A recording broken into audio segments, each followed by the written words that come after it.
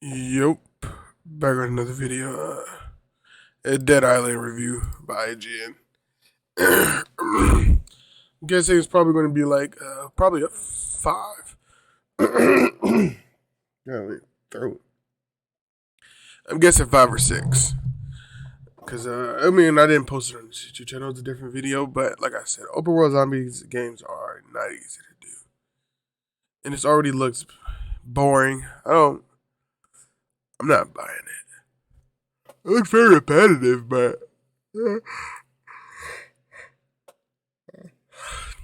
I'm guessing it's gonna be a 6. Now, I do think IGN is pretty valid. I love that. We are going to be so famous when this goes live. So what are your thoughts on how to make melee combat interesting in the long term? You Or can't. like how to tell a good story? Oh. Okay. Oh, what are my plans on Saturday? What is this? Actually, I have to wash my hair. What is this On one talking? hand, This commentary. Tyjuanthedon Studios has delivered a charming and hilarious apocalyptic sequel to the 2011 original that's littered with great one-liners and dismembered body parts in equal measure. This game is gonna get shot pretty fast. But aside from its balls-to-the-wall silliness and considerable comedy chops, there just isn't much to it that hasn't been done better Yeah. than a dozen other zombie-filled games since the original Dead Island came out more than a decade ago, including and especially Dying Light 1 and 2. Yep. Which As I compared it to were this. made by Techland, the studio that created Dead Island. Even though it lacks originality, Dead Island 2 still It looks so executes on its repetitive. top LA-based zombie parody and injects some much-needed Botox into a series that's been languishing for far too long, making Hollywood's red carpets even redder by applying generous helpings of gore was laugh-out-loud funny and time generally well spent. But the thing is not gonna be funny. Video game humor really isn't that good. Like camera brains. This is a lighthearted first-person action game where committing unspeakable acts of violence against the zombie hordes of Hell A Look is at the that. most He's mundane thing about it. why is it so spongy? After choosing one of 6 virus-resistant, I feel like zombies should probably be characters 2 to abort hits. a failed plane evacuation, you're thrown gore first into the ridiculous streets of Southern California, where absolutely no one seems to be taking the apocalypse seriously. So all these And they never do. explosions and fun, you're filming it. Yep. Alone or with up to 2 co-op pals, you'll drop kick and disembowel your way through a cattle call of the undead over the course of this 30-hour adventure. So I like Dying Light 1. You know, story is very serious. The main character, This super drug-addled serious. rock star Sorry, man. Big evacuation party, you know. Oh, shit. We gotta get to the evac. and this geriatric former movie star who gets his fashion tips from Hugh Hefner. It was, Like no. a cheesy B Thought he was a movie, real The person. story makes so little effort to produce anything approaching coherence that the attempt itself may in fact be sarcastic. And that fits in quite nicely with the absurdist tone of an adventure where some zombies have hives of aggressive bees stuck in their torsos. What few twists and turns exist in this familiar apocalyptic tale aren't terribly surprising or interesting. It looked nice, And but that you know, means every game that looks in nice many ways, nowadays. Dead Island 2 feels like a game I've played several times before. Yeah. The good news is, although it lacks storytelling substance, that meandering odyssey That's a good way to has put it. some Feels like a very game you funny played writing before. and memorable characters. If you play in this, And the you fact better not that have played both Dying Light completely 2. Unhinged works to Dead Island 2's advantage. Because they're damn near the same. One chapter had me searching for a squeamish assistant on the set of a horror movie featuring a giant acid-spitting mechanical spider, while this side quest had me slaying zombies in creative ways for the benefit of a social media influencer looking to boost her clout. The numerous ways in which the developers expertly poke fun at the stereotypical vanity and vapidness of the Los Angeles setting is reminiscent of Grand Theft Auto V's Los Santos in the best kind of way. Great writing is helped along by high-quality voice performances as you recklessly charge your way through whatever preposterous hijinks before you, and that's hands down the best part of Dead Island. Thing with this game is, how will this game be different from the first few hours? If you've and the ever next lived a 8. virtual zombie apocalypse before, then you'll be And when you're quite 8 hours familiar in, with the combat formula will it feel this any different? cheeky iteration sticks quite close to. You start with basic melee weapons like baseball bats and hammers before crafting more elaborate tools of destruction, like an electric katana or the demon love child of a sledgehammer and a flamethrower, and eventually guns too. But while the more eccentric melee options have interesting designs, in practice they don't feel much different than their Like, own let me tell you aside what from a game status effects. So needs to be good. A game needs a story. It needs gameplay, graphics, characters, and I think that's all. Gameplay, graphics, characters, story. Yeah, it needs those four. And every game doesn't need all four of them. There's a few things, there's other things like voice acting, but you can still have a good game without voice acting. There's replayability, but all games don't need replayability to be good. With the four things, you need at least two of them. At least two of them to be decent. This game is missing the story. This game is missing the story. It's kind of weird to say. I haven't played it yet. But it's a zombie game. I don't know what the fuck a zombie story would be like. It's definitely missing characters. That's pretty obvious. It's an open world zombie game, man. It's you've played it before. If you played Dead Rising, you played this. If you played Dying Light, you played this. If you play literally any open world zombie game, you've probably played this. So they aren't as Oh, the fifth one is uniqueness. That's the five things that make a game. The five things that make a game are story, gameplay, graphics, characters. Is it story, graphics, gameplay, characters? Yeah. And uniqueness.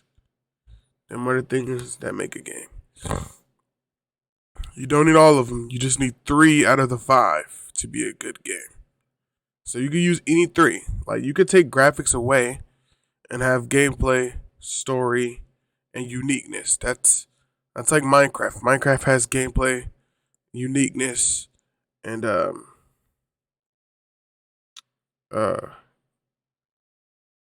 dang. Minecraft, what does Minecraft have? Uniqueness and gameplay is off the charts. I guess you really don't need 3. You just need some of those things. But that is what makes a game. It's gameplay, story, uniqueness, characters, and graphics. exciting as they look. Other things do matter, like music, Creations at your disposal are also replayability. I'm not saying they just don't matter. They're just not important as the ones I named. Get to play with in the Dead Rising series. See, Dead You Rising. won't be seeing any umbrella lasers or sledgehammers with grenades duct taped to them, for example. Because of that, the novelty with Dead Island 2's by-the-numbers close quarters combat wears thin quite quickly. Despite how they look and how they sound on paper, there's simply a lack of variety in the way the available tools. Every melee weapon's the same. And the fact that You just fighting hit. against the zombie horde is about as challenging as whacking a T-ball off a stand. You can only slice a brain eater in half so many times before the monotony sets in, and you start to feel as jaded as Woody Harrelson in Zombieland. And there aren't enough late-game changes to inject any kind of variety into the mix. Multiplayer is... No, nothing. I don't think this is a Dead Island 2 fault, If this came out back in the 2000s, it would probably do very well because it was original. Or not original, it was new. It was different. I mean, it wasn't new, but it was just the idea of coming out. State of Decay is just like this. I think zombie games, I won't say they should stop, but the open world zombies should stop. Last of Us 2, they're zombies. I don't know what they're called really, but they're zombies, and that was done very good because it was story based. It wasn't open world. It wasn't open world generic, You just stayed. It was a story. Joel, we cared more about the story than the gameplay in The Last of Us. That helped it a lot. This game is lacking. It probably has all of the things I named, but it's lacking it all. Like, the gameplay might be good for the first hour. That's the things with these games. Dying Light 2 was good for like an hour, but when you're 3 hours in, it feels like no different than the first. And that all games do that a lot, but it's like, how do you get me on top? It's like a roller coaster, roller coaster. is it's basically the same thing. You go up and down, up and down, up and down. But with these games, they never get you back up. You just go up, keep going up, and then once you go down, it's over. It's a wrap. You don't want to play it no more. repetition, since it's a laughing riot when friends are there to help you dropkick enemies off of rooftops. One thing that took some when friends are The there hell's to his help you ammo? dropkick enemies off of Thought it had a health rooftops. bar. One thing that took some tension out of it, though, is that alone or as a team, failure becomes an increasingly rare occurrence. You unlock ample not ways hard. to keep yourself standing atop the pile of undead corpses instead of being swallowed beneath it. But the threats don't keep pace, and there aren't any difficulty options to up the challenge. For example, it's crazy that a perfectly timed dodge or parry, both of which have a very generous window, makes you invulnerable as you execute the offending zombie, restoring a good chunk of health in the process, if you've got the right skill equipped. As a result, I never felt like I was in any kind of danger. There's nothing actively awful about getting up close and personal against the undead, but I definitely felt blasé about my title as the Los Angeles area's newly appointed king of extreme plastic surgery after only a couple hours. You know what this game needs to make it extremely hard? It needs to be like real life. This game needs, not this game, any open world game. This dude is basically fucking superhuman. He has Fury mode in the top left of his screen, whatever that is. I'm guessing he just unlimited stamina, whatever it is. He has 3 med kits. For the game to be as an open world zombie game, for it to be scary, hard, challenging. First of all, zombies don't need to have different levels. You need to make it fucking rare. You shouldn't go to a zombie thinking you should fight it because your material should be rare. Bullets should be, the last resort. You should be able to get infected. I think Dying Light 2 did that. If you got hit a number of times, you would get infected, which I like that. I don't know if it's, I think they had it. I remember being infected in Dying Light 2, but yeah, I think they did have it. But yeah, you got infected in Dying Light 2, which helped the difficulty, but overall, it was still pretty easy. You shouldn't be able to carry 3 medkits. Yeah, he made a good point. It's too easy. It's way too easy. You can probably do a no death in this game on normal difficulty. Matters are made worse with the introduction I could do of it. ranged weapons, which feel sloppy, inaccurate, and don't benefit from most of the melee-focused skills and upgrades. Guns almost feel like an afterthought that was tacked onto the sandbox at the last minute, but never tuned to feel good. Not only are firearms Look how much ammo he a has. method for mowing down zombies, but ammo is extremely limited, and firing them never satisfies. Okay, he said ammo's Beyond limited. that, the steady stream of zombies coming at you from all directions means you rarely find yourself in a situation where you're able to fire on the enemy before getting interrupted by a quick time event to shove a pushy zombie away, which forces you back into melee.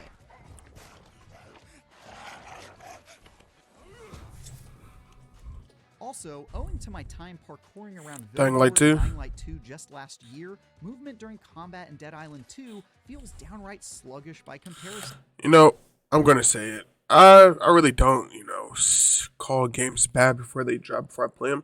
But this is obvious. This is obvious money grab. This is obvious $60 plus. If you get the added on additional content. This is a buy a game. You'll be excited for the first hour, and you'll never play it again. Sorry, I had a burp. This is an obvious money grab. Is that bad? No, not really. Because there is a fan base out here that will probably play this game and 100% complete it and think their money was useful. But for the people who don't know if this game is going to be good or not, the game is not. It's not going to be good. If you don't think this game is going to be good, go play Dying Light 2. Or if you already have Dying Light 2, play Dying Light 2 or Dying Light 1 or Dead Rising and ask yourself, do I want to buy this again with a different main character? That's what it is. Dying Light 2 with a different main character. Ask yourself if you want to buy that. And then if you do, not Dying Light 1, Dying Light 2. And then if you do, get it. What is the blue bar? Is that stamina? One of the things that keeps combat fresh is a steady stream of passive perks and active abilities that unlock as you Remove progress perks. through side quests This and is so stories. stupid. By the end, a wide variety of options are available to customize your character to fit the playstyle you favor, which in my case was optimizing my attack speed to be ultra fast and making counterattacks following perfect parries as devastating as possible. There's even character-specific options that play to their particular strengths. If you want to get extra weird, you also gain access to superhuman powers like a Yeah, see? powerful I knew it. AoE ground pound or the ability to They gotta remove this stuff from this type of range game tear zombies apart with your if you want it to be hand. challenging. I fucking knew it. Though these powers have cooldowns and mostly serve This as a way isn't- to break up the otherwise conventional hacking and slashing, it does go a long way to making repetitive combat encounters more interesting. In addition to the bugs that creep Bro, rewind that. mostly serve Look at this. Look at this clip real quick. Though these powers have cooldowns and mostly serve as a way to break up the otherwise conventional hacking and slashing, Do people really think that's fun? Do people really think it's fun to, in a zombie, open world zombie game, to turn into a zombie and mow down other zombies? This will get old very quick. Why did, I don't even like being negative, but it's not being negative, being real. Who thought this was a good idea? Why do we have superpowers? I don't know. I hope State of Decay doesn't do this. The State of Decay 3. Superpowers. Or really any zombie game. You don't really, that's like, imagine if Last of Us, if Joe or Ellie, whichever one or two, imagine if you double tap your joysticks and you got not double tap, you click your joysticks and you got superpowers. That would fuck up the game. I know it's probably a story element that this dude's probably immune or something, but it's not a good idea. it does go a long way to making repetitive combat encounters This dude's more huge. interesting. In addition to the bugs that creep out of torso-mounted beehives, Dead Island 2 is also host to a variety We should of just keep it like surprising this. technical bugs. It was nothing game-breaking. Let me get but I attached saw to the people sink characters. into the ground during cutscenes, Hey, I told you to stay off that. Okay, I thought he was short. captions that lied about who was speaking, and plenty of other unintentional silly. Bugs are gonna happen Also, with any Flare makes game. a somewhat buggy game even more unpredictable by introducing lag. I don't mean it's not okay to have host of bugs, other but issues.